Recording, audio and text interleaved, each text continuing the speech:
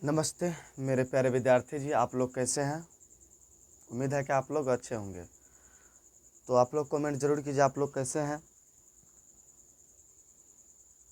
सबसे पहले आप लोग को ज्ञान गंगा ऑनलाइन क्लासेस पे आने के लिए धन्यवाद। और वीडियो के अंत में कमेंट ज़रूर कीजिएगा क्लास कैसा लगा, दोस्तों में शेयर कर दीजिएगा और वीडियो को लाइक कर दीजिएगा। तो हम इससे पहले बताए थे कि अवतल दर्पण का मुख्य फोकस बताए थे, फिर वो अवतल दर्पण का फोकस दूरी बताए थे।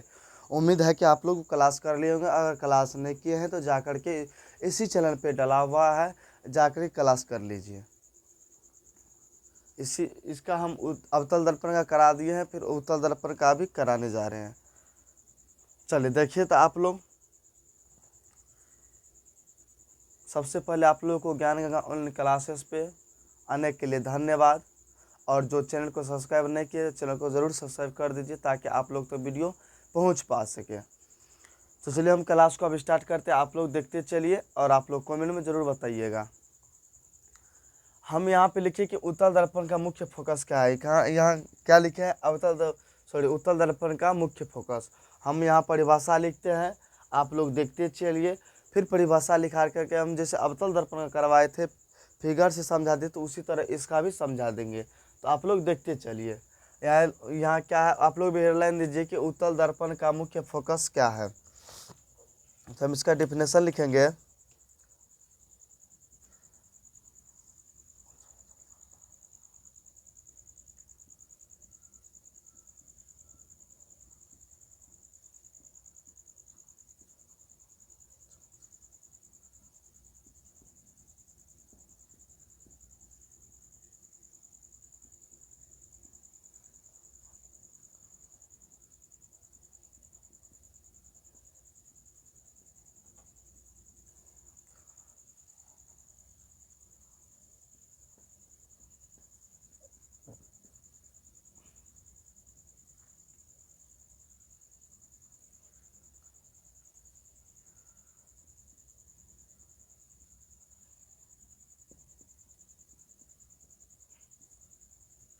जब उत्तल दर्पण में मुख्य अक्ष के समानांतर और निकटवर्ती किरणें किरणें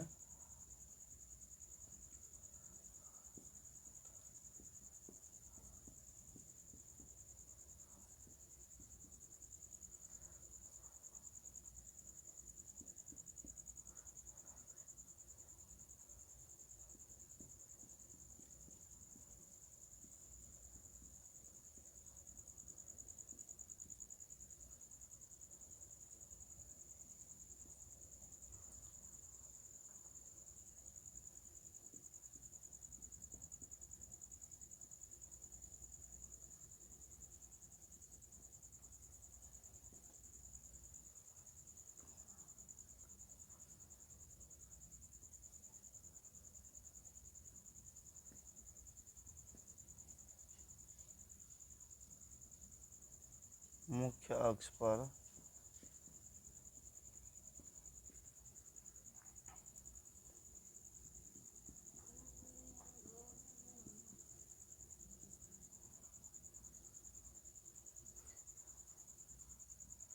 एक बिंदु से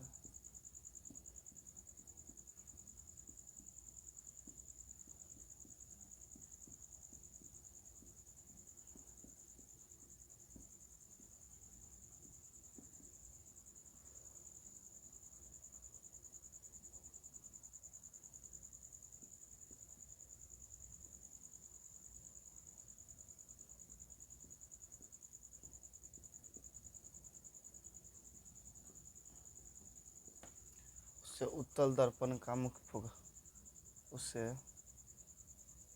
उत्तल दर्पण का मुख्य फोकस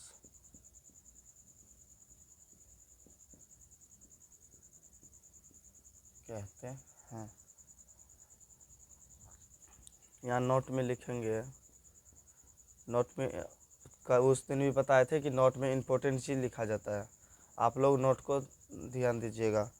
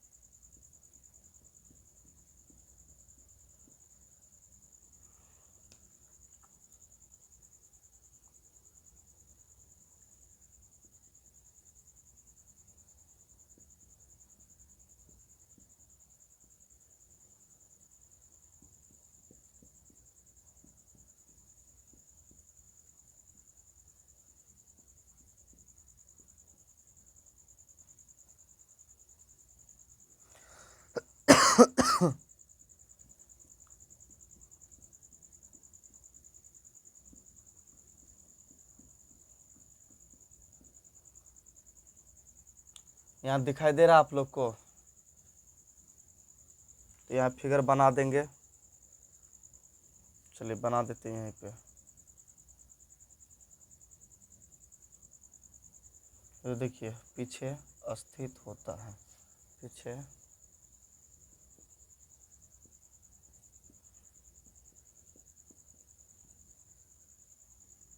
चलिए यहीं पे फिगर बना देते हैं। ये क्या है, एक उत्तल दर्पण है ना, उत्तल दर्पण का फिगर ऐसे बनाए थे आप लोग।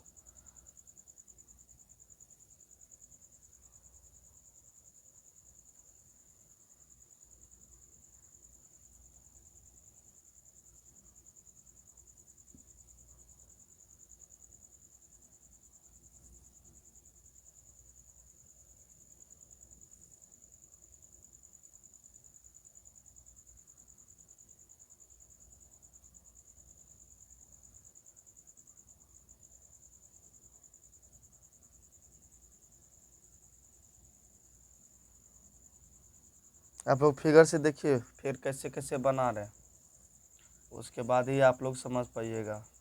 अधिकतर कोशिश कीजिए फिगर समझने का। फिगर अगर समझ लीजिएगा तो कोई दिक्कत नहीं होगा।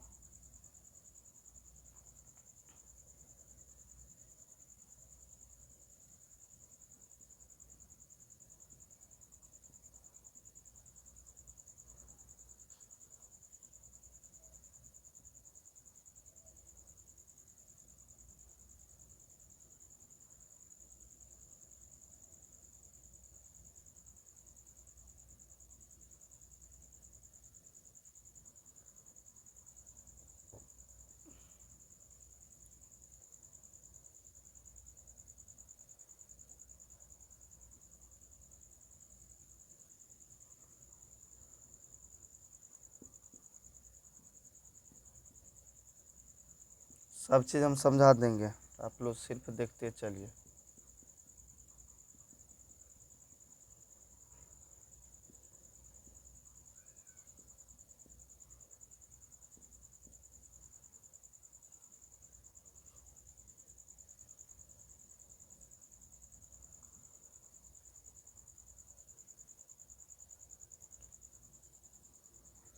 चलिए आप लोग एक बार देखिए, तो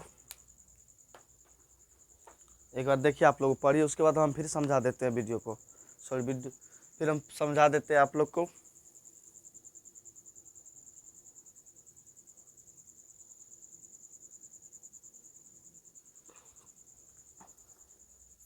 चलिए समझिए इधर, यहाँ क्या दिए हैं कि उत्तल दर्पण का मुख्य फोकस। इससे पहले लिखाए थे कि अवतल दर्पण का मुख्य फोकस, फिर लिखाए थे अवतल दर्पण का फोकस दूरी। तो आज हम लिखाए हैं कि उत्तल दर्पण का, उसमें अवतल लिखाए थे, इसमें उत्तल दर्पण का मुख्य फोकस।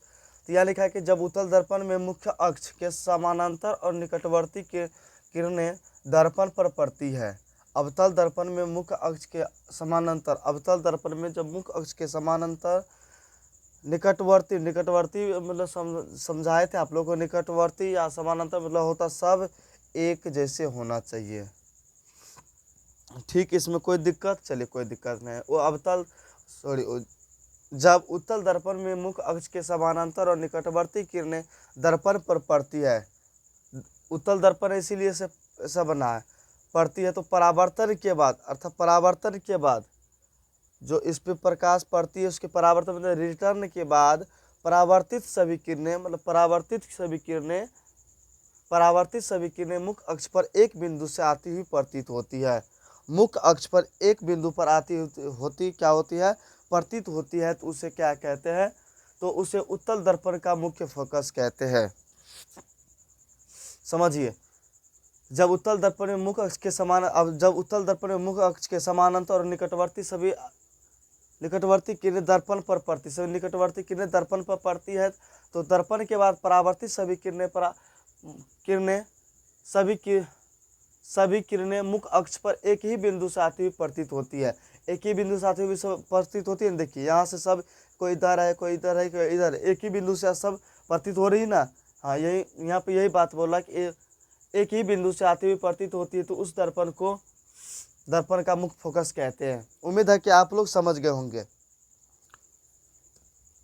चलिए नोट में है कि इसे पराया ऐप से सूचित किया जाता है। इसे मतलब मुख्य फोकस को इसे पराया ऐप से सूचित किया जाता है। उत्तल दर्पण का फोकस दूरी काल्पनिक होता है। उत्तल दर्पण का मुख्य फोकस क्या होता है? काल्पनिक होता है। आप लोग एक एक चीज को याद रखिएगा। उत्तल दर्पण का मुख्य फोकस काल्पनिक होता है। उत्तल दर्पण का फोकस दूरी दर्पण के पीछे स्थित होता है। देखिए है ना, ये दर्पण के पीछे, अगर यहाँ इधर रहता दर्पण के सामने रहता, ये दर्पण के क्या है? पीछे है। इसका जब भी होगा काल्पनिक होगा, ठीक, रियल नहीं होगा। क्या इसीलिए आप दिया कि उत्तल दर्पण का फोकस दूरी काल्पनिक होता है। सही बात है। उत्तल दर्पण का फोकस दर्पण के पीछे स्थित होता है। दर्पण के पीछे स्थित है। चलिए उम्मीद है कि आप लोग समझ गए होंगे। एक बार आप लोग इसको पढ़िए, उसके बाद फिर मिटा करके हम फिर आप अगले लिखाएंगे कि उत्तल दर्पण का फोकस दूरी क्या है। उत्तल दर्पण का फोकस दूरी क्या है।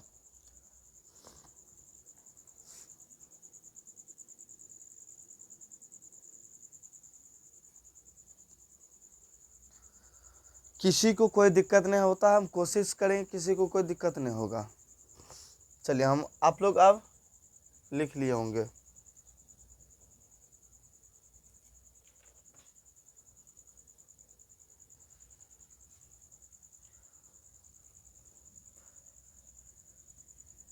फिगर रहने देते हैं, समझा देंगे। क्या हो जाएगा? यहाँ पे देंगे उत्तल दर्पण का फोकस दूरी।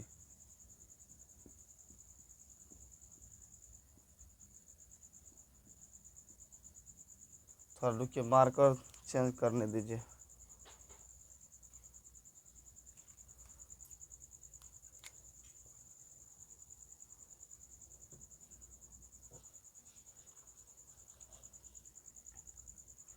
ख्याल के उत्तल दर्पण का फोकस दूरी, इसका हम डेफिनेशन लिखते हैं, आप लोग देखते चलिए, उसके बाद फिर हम समझा देंगे।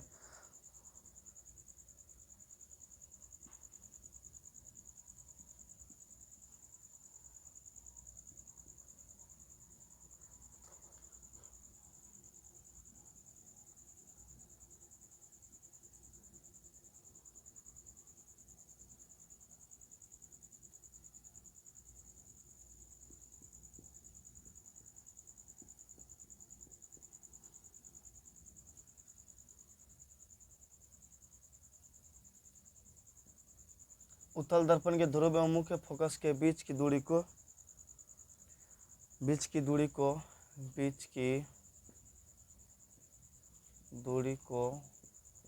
क्या कहते हैं? फोकस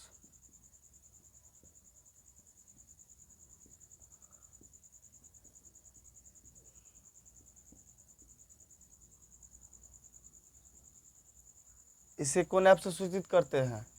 अवतल दर्पण में फोकस दूरी किसको सूचित करते हैं? किससे? छोटी ऐप से। तो यहाँ लिखेंगे इसे मतलब इसे फोकस दूरी को इसे छोटी ऐप से सूचित किया जाता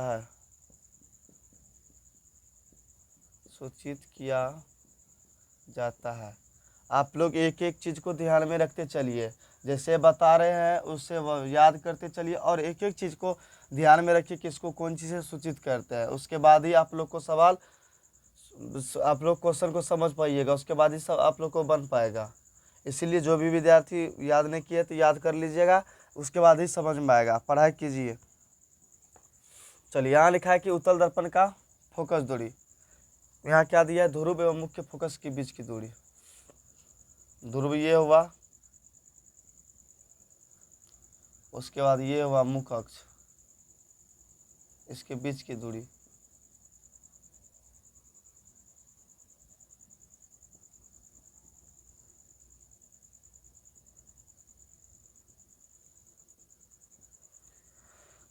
चलिए समझिए आप लोग। यहाँ लिखा है कि उत्तल दर्पण का फोकस दूरी किसे कहते हैं? क्या बताया कि उत्तल दर्पण का फोकस दूरी, उत्तल दर्पण ध्रुव एवं मुख्य फोकस के बीच की दूरी के उत्तल दर्पण ध्रुव और मुख्य फोकस, उत्तल दर्पण में ध्रुव और मुख्य फोकस के बीच की दूरी, ये जो यहाँ से लेकर के यहाँ तक है, यहाँ से ध्रुव से लेकर के मुख्य फोकस के बीच की दूरी को क्या कहते हैं? फोकस दूरी कहते हैं। पीछे पीछे किए सूचित करते ध्रुव को ना बड़ी आपसे मुख्य फोकस, तो मुख्य ध्रुव और मुख्य फोकस के बीच की दूरी को क्या कहते हैं? फोकस दूरी कहते हैं। तो आप लोग समझ गए होंगे। उसके बाद हेडलाइन देंगे, समझ गए आप लोग?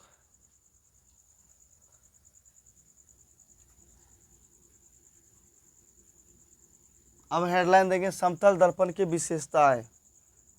समतल दर्पण के द्वारा बने प्रतिबिंब का विशेषताएं। यहाँ लिखेंगे समतल दर्पण द्वारा बने प्रतिबिंब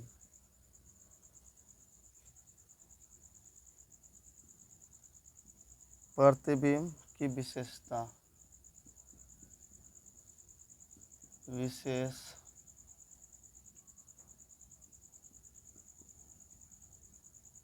विशेषताएं। क्या लिखे क्वेश्चन? समतल दर्पण द्वारा बने प्रतिबिंब की विशेषताएं। तो आंसर में लिखेंगे निम्न है इस प्रकार।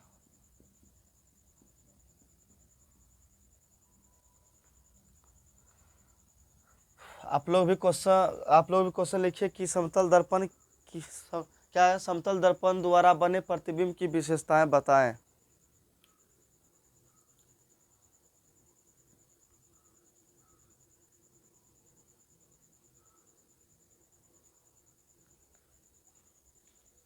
समतल दर्पण द्वारा बने प्रतिबिंब की विशेषताएं। उम्मीद है कि आप लोग दे दिए होंगे। तो यहाँ अब लिखेंगे, एक नंबर से शुरू करेंगे। क्या देंगे एक नंबर से?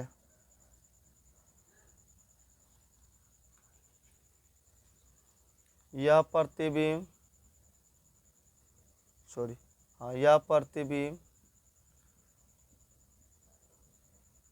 यह प्रतिबिंब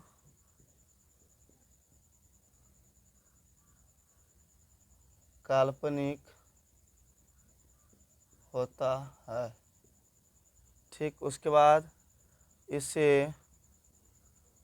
पर्दों पर नहीं उतारा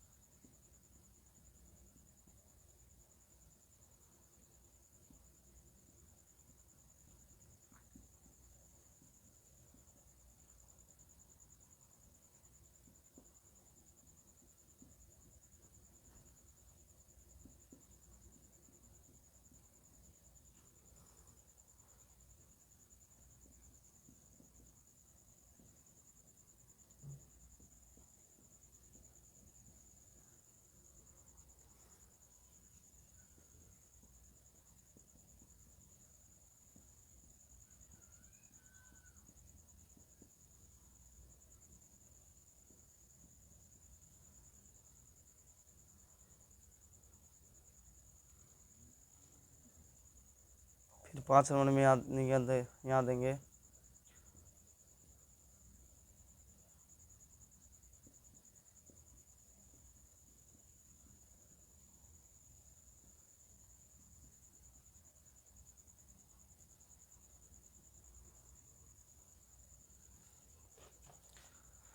चलिए इसको आप लोग एक बार उतारिए, सबको जैसे जैसे हम लिखे इसी तरह आप लोग उतारते चलिए, उसके बाद फिर हम समझा देंगे आप लोग को कैसे कैसे कहाँ हुआ नहीं हुआ।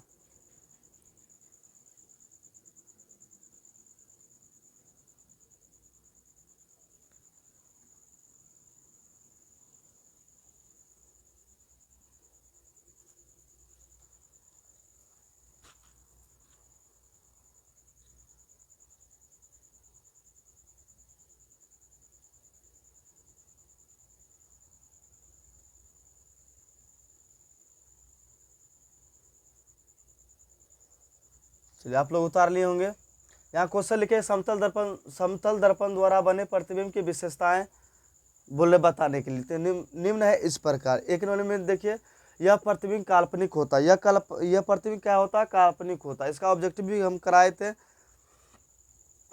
तो यह प्रतिबिंब काल्पनिक होता है, रियल नहीं, वास्तविक नहीं होता। इसका प्रतिबिंब क्या होता है? काल्पनिक होता है। किसका काल्पनिक होता है? समतल दर्पण का। इसे पर्दों पर नहीं उतारा जा सकता है, अर्थात इसे हम आईनों में नहीं देख सकते हैं। समझ गए आप लोग? यह प्रतिबिंब काल्पनिक होता है, इसे हम पर्दों पर नहीं उतारा जा सकता है। इसमें किसी वस्तु का आकार समान होता है। इसमें अगर किसी वस्तु का आकार होता है तो क्या होता है? समान होता है। जैसे हम अभी दर्पण के सामने खड़े हैं या कोई चीज के सामने हम खड़े हैं, तो जैसे हम है उसी जैसे वस्तु है उसी तरह उसमें लगेगा, उसमें कोई चेंज नहीं होगा। तो इसीलिए इसमें बोल रहा है कि इसमें किसी वस्तु का आकार समान होता है। इसमें किसी वस्तु का आकार समान होता है, उसमें कुछ चेंज नहीं होता है। इसमें प्रतिबिंब समतल दर्पण के उतना ही पीछे होता है जितना वस्तु समतल के सामने होता है। इसमें प्रतिबिंब समतल दर्पण के उतने पीछा होता है जितना वस्तु समतल दर्पण के सामने होता है। समझ गए आप लोग? फिर लिखा कि यह पार्श्व विपरिवर्तन दर्शाता है। लिखाए थे पार्श्व विपरिवर्तन किसे कहते हैं? तो यही यहाँ लिखा है कि यह पार्श्व विपरिवर्तन दर्शाता है। समझ गए आप लोग? उम्मीद है। चलिए फिर से हम समझा देते हैं।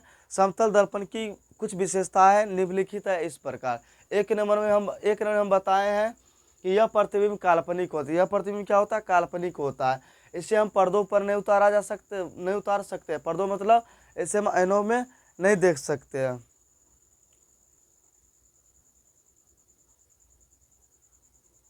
शुरू से इसे पर्दों पर नहीं उतारा जा सकता है। सही है। इसमें किसी वस्तु का आकार समान होता है। इसमें किसी वस्तु का समान क्या होता है? समान होता है। इसमें प्रतिबिंब समतल दर्पण के उतना ही पीछे होता है जितना वस्तु समतल के सामने होता है। अगर जितना समतल दर्पण के सामने होगा उतना समतल दर्पण क्या होगा? पीछे भी होगा, समान रहता है। यह पार्श्व विपरिवर्तन दर्शाता है। यह किसको दर्शाता है? पार्श्व विपरिवर्तन को दर्शाता है। कौन? समतल दर्पण। आप लोग समझ गए? चलिए फिर हम अगला क्वेश्चन लिखाते हैं। देखते चलिएगा आप लोग।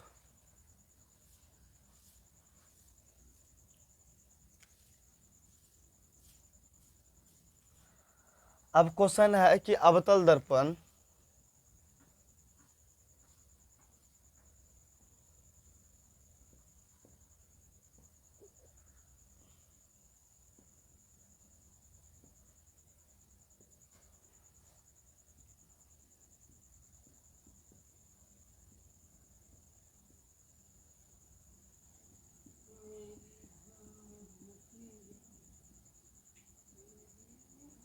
क्या लिखे? अवतल दर्पण में वस्तु की स्थिति प्रतिबिंब प्रकृति एवं आकार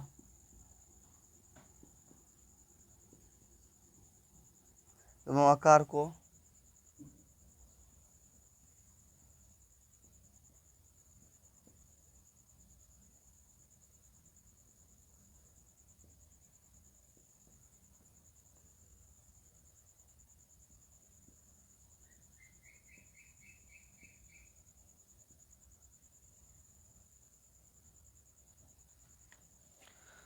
देखिए यहाँ पे क्वेश्चन है कि अवतल दर्पण में वस्तु की स्थिति प्रतिबिंब प्रकृति एवं आकार को बताओ। जैसे यहाँ अवतल दर्पण का है उसी तरह फिर उत्तल दर्पण का होगा। जिसका अवतल दर्पण में जो पढ़ाएंगे उसी तरह फिर उत्तल दर्पण का भी पढ़ाएंगे। तो इसीलिए यहाँ बोल रहा है कि उस व्यक्ति कहाँ रहता है। चलो हम पहले आप लोग को लिखाते उसके बाद फिर हम समझा देंगे, तो आप लोग को अधिकतर समझ में आएगा, बेहतरीन आप लोग समझ पाइएगा। अभी कुछ नहीं समझ पाइएगा, तो हम पहले लिखा देते हैं, उसके बाद फिर आप लोग को हम समझा देंगे।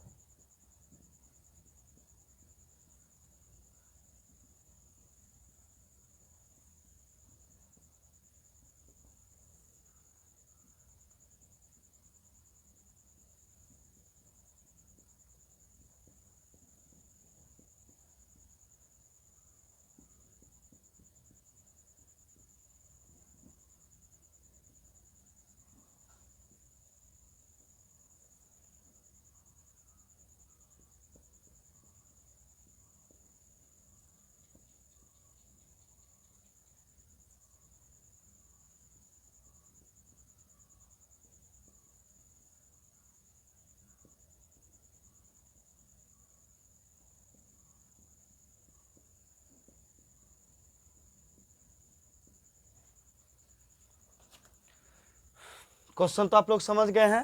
देखिए, जब वस्तु अनंत पर रहेगा तो क्या होगा, जब वस्तु अनंत व वक्रता केंद्र के बीच में रहेगा तो क्या होगा, जब वस्तु वक्रता केंद्र पर रहेगा तो क्या होगा, जब वस्तु वक्रता केंद्र और फोकस के बीच में रहेगा तो क्या होगा, जब वस्तु फोकस पर रहेगा तो क्या होगा, जब व्यक्ति फोकस एवं ध्रुवों के बीच में रहेगा तो क्या होगा, इसका प्रतिबिंब होगा क्या होगा, इसका प्रकृति क्या होगा, इसका आकार क्या होगा। तो आप लोग को सारी बात आगे लिखाएंगे। आप लोग एक बार इस सब को जो हम लिखाएं एक बार आप लोग इसको उतार लीजिए, ताकि आप लोग को दिक्कत नहीं होगा। अगर जो विद्यार्थी फेयर नहीं किए हैं तो फेयर कर लीजिए, जो फेयर कर लिए उसके लिए तो वो अच्छी बात है, और जो फेयर नहीं किए हैं तो जाकर के फेयर कर लीजिएगा। आज आप लोग लिख लिए होंगे। चलिए, 1 नंबर का हेडलाइन दीजिए, अनंत पर। अवतल दर्पण में जब वस्तु अनंत पर हो तो हेडलाइन दीजिए 1 नंबर का। सबका हम बारीकी से वर्णन करते जाएंगे। चलिए, हम इसको अभी मिटा रहे। अब समझ गए ना आप लोग, उतार लिए हैं।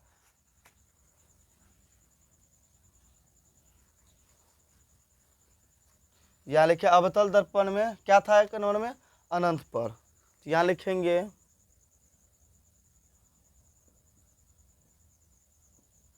अवतल दर्पण में जब वस्तु अनंत पर हो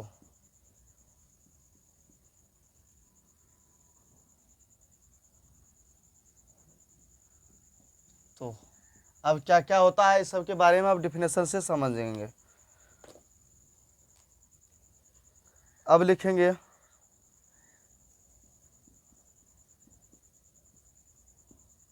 अवतल दर्पण में जब वस्तु,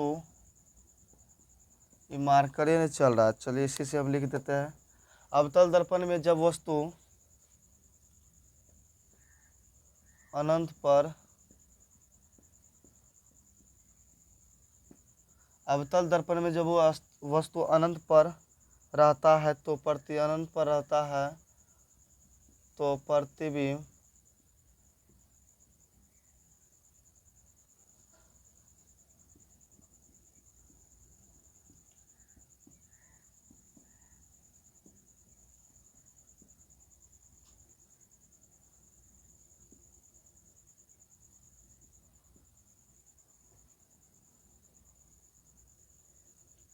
प्रकृति। देखिए, अवतल दर्पण में जब भी पढ़ेंगे, जिसका पढ़ेंगे तो वास्तविक वास्तविक क्या होगा, प्रकृति वास्तविक, प्रतिबिंब वास्तविक एवं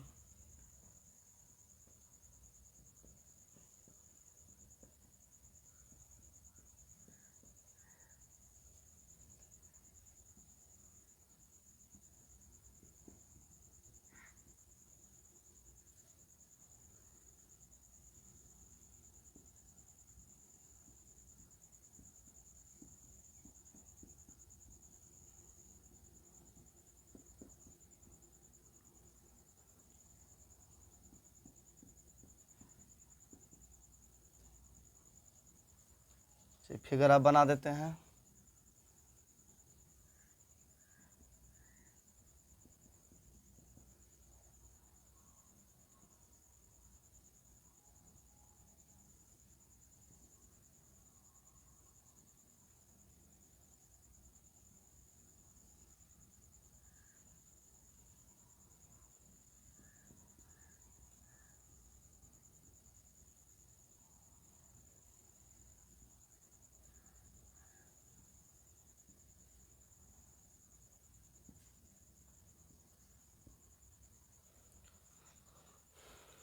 तब तक इसको आप लोग ड्रॉ कीजिए।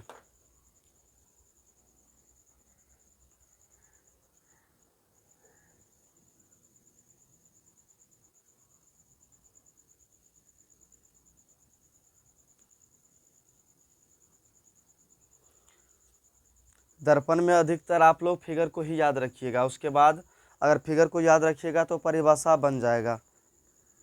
इसीलिए आप लोग अधिकतर फिगर को देखिएगा ताकि समझ में ज़्यादा आएगा।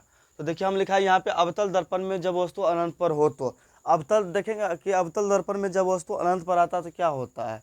अनंत मतलब इधर हुआ कि इतना वक्रता केंद्र से जितना भी हुआ सब अनंत हुआ। तो यह परिभाषा लिखा है कि अवतल दर्पण में जब वस्तु अनंत पर आता है तो अवतल दर्पण में जब वस्तु वक्रता केंद्र के जब अनंत मतलब क्या हुआ, वक्रता केंद्र के पीछे रहता है, जितना इधर हो सकता है। अवतल दर्पण में जब वस्तु अनंत पर आता है तो प्रतिबिंब फोकस पर बनता है। पर प्रतिबिंब कहाँ बनता है, फोकस पर बनता है। उस व्यक्ति का प्रतिबिंब कहाँ बनता है, फोकस पर बनता है। याद रखिएगा आप लोग, जब वस्तु अनंत पर आता है तो उसका प्रतिबिंब फोकस पर बनता है। ठीक, समझ गए। प्रकृति उसका क्या है, अर्थात गुण क्या है उसका, वास्तविक होगा एवं आकार वस्तु से छोटा होगा। प्रकृति क्या होगा, उसका गुण क्या होगा, वास्तविक होगा, ठीक बात है। लेकिन वस्तु से क्या होगा, बहुत छोटा होगा, अर्थात एक बिंदु मात्र, जैसे एक बिंदु के समान वो होगा। तो देख लीजिए आप लोग, फिगर से आप लोग समझ लीजिएगा। फिर से समझिए, अवतल दर्पण में जब वो वस्तु अनंत पर आता तो है रहता है तो क्या होता है। अवतल दर्पण में जब वस्तु अनंत पर आता है तो प्रतिबिंब फोकस पर बनता है। एक एक चीज याद रखिएगा, अवतल दर्पण में जब वस्तु अनंत पर आता है तो प्रतिबिंब फोकस पर बनता है। प्रकृति वास्तविक होता है, वास्तविक एवं आकार वस्तु से क्या होता है, बहुत छोटा होता है।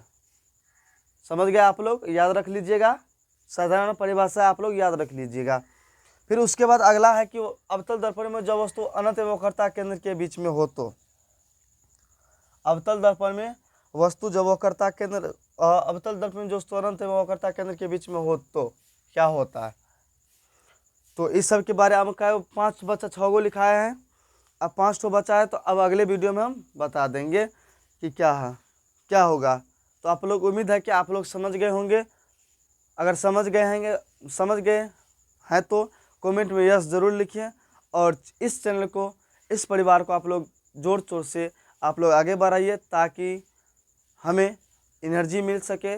कमेंट कीजिए ताकि हम और अच्छे से पढ़ा सके, आप लोग तक नोट प्रोवाइड करवा सके। लेकिन आप लोग साथ दीजिएगा, उसके बाद ही होगा। तो आप लोग मेरा साथ दीजिए, इस परिवार को आगे बढ़ाइए और सब मिलजुल कर चलेंगे। आप लोग मेरे प्यारे विद्यार्थी जी हैं, इसीलिए हम सबसे पहले आकर के क्लास में बोलते हैं कि नमस्ते मेरे प्यारे विद्यार्थी जी, ताकि आप लोग को ये चीज़ न लगे कि सर ऐसे ऐसे बात कर दिए, ताकि आप लोग को पढ़ने में मन लगे, मेरे साथ लगाव रहेगा, आप लोग जुड़ पाइएगा मेरे साथ। इसीलिए हम आप लोग से, आप ही लोग मेरा सब कुछ हैं। अगर आप लोग अगर चाह लीजिएगा तो इस परिवार को आप लोग आगे बढ़ा दीजिएगा। तो उम्मीद है कि आप लोग ये चीज़ कर पाइएगा कि आगे इस परिवार को आप लोग आगे बढ़ाइए, अपना प्यार आशीर्वाद दीजिए। और आप लोग तक हम कोशिश करते हैं कि नोट प्रोवाइड करा सके, कोशिश में हम लगे हुए हैं। तो क्लास कैसा लगा आप लोग कमेंट में ज़रूर बता दीजिएगा, और चैनल को ज़रूर सब्सक्राइब कर दीजिएगा दोस्त। कमेंट में ज़रूर बता दीजिएगा क्लास कैसा लगा। तो मिलते हैं अगले क्लास में, तब तक के लिए जय हिंद। हंसते रहिए, मुस्कुराते रहिए, अपना मस्ती में पढ़ाई करते रहिए। लेकिन आप लोग फेयर प्लस याद ये सब चीज़ करके आइएगा, कर लीजिएगा, ताकि हमको भी अच्छा लगेगा कि नहीं, हम जो बताए हैं तो कम से कम याद किया है, हमको भी सुकून मिलेगा कि नहीं, कम से कम हम जो पढ़ाएं विद्यार्थी को तो मेरा विद्यार्थी उस चीज़ को याद कर लिया है। हम जो आप लोग के लिए इतना मेहनत कर रहे हैं तो आप लोग भी मेहनत कीजिए, आप लोग भी सब कुछ कीजिए। कहाँ कौन परिभाषा होता है, एक एक परिभाषा को समझिए। अगर कोई दिक्कत होता है तो आप लोग कमेंट में बता दीजिए कि सर यहाँ दिक्कत है, तो हमें उसको फिर से समझा देंगे। कोशिश करते हैं हम कि नहीं होने देंगे, लेकिन फिर भी परिभाषा है, कभी कभी हो जाता है। तो चलिए मिलते हैं अगले क्लास में।